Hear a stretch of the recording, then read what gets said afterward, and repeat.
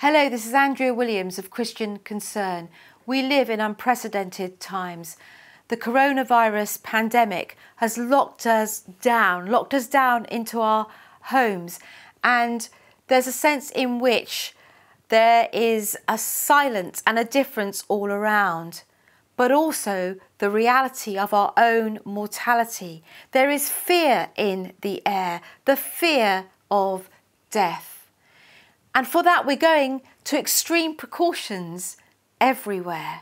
Since the lockdown started, there's an industry that was working very hard to ensure that access to their industry would be made easier. What industry is this? It's the abortion industry. At the very start, Anne Farady of the British Pregnancy Advisory Service said 44,000 women will need access to abortion during the first 3 months of lockdown.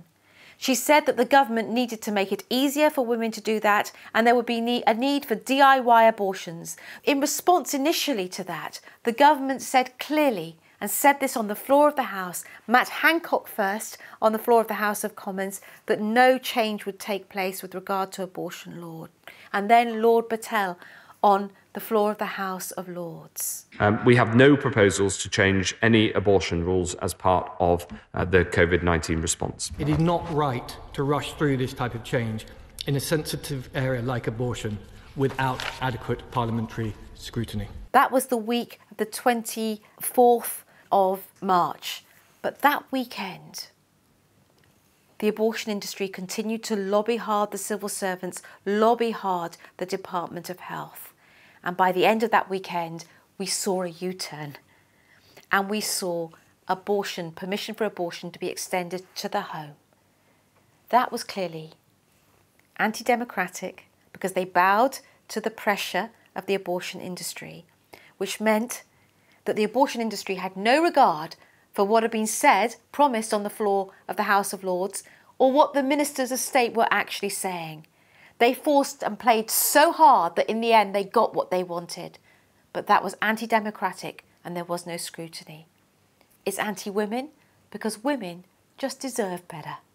Women in a crisis deserve better. What they think is a quick solution is not always the best solution. Death can never be the best solution.